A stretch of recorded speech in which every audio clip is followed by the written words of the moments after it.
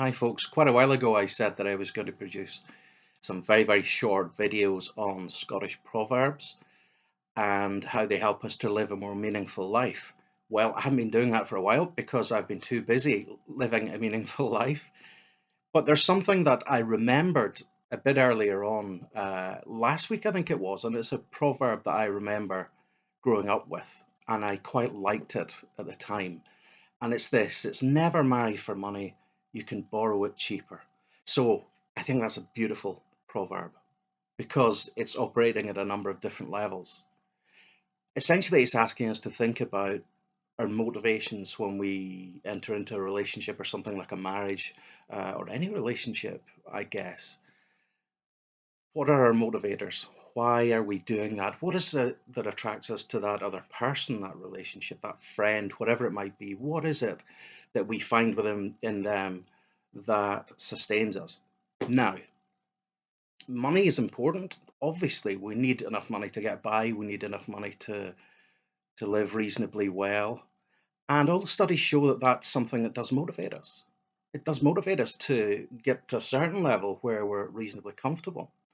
But actually, if you ask people when it goes beyond that, then it's almost like a law of diminishing returns. So the more money that's involved, then the less happy people tend to be. And they're looking at other things. So that's what that proverb is saying to us. So if you're getting into that relationship, a marriage relationship, because there's money there, that might be a real hook at the start. But actually, in terms of long term sustainability, then that's not going to work. So, what are our motives, our motivations when we enter into relationships? Again, right across the board, what is it that gives us meaning in those circumstances?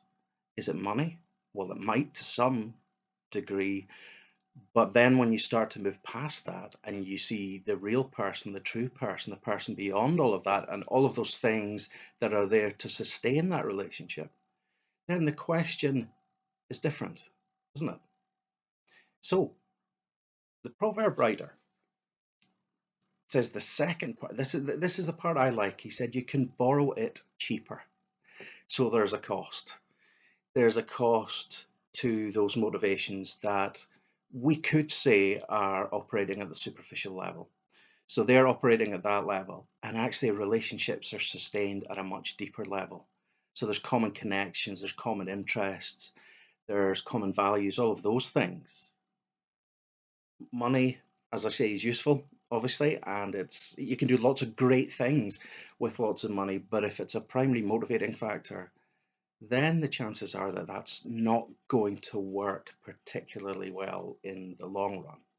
Of course, you could marry someone who has lots of money and they're absolutely fantastic, and you have that connection. That's a different matter. This proverb is just saying, think about your motivations, think about what motivates you, and take it from there. So, hopefully you found that quite useful, and thank you very much for listening and watching, and I'll hopefully see you in the not too distant future. Take care.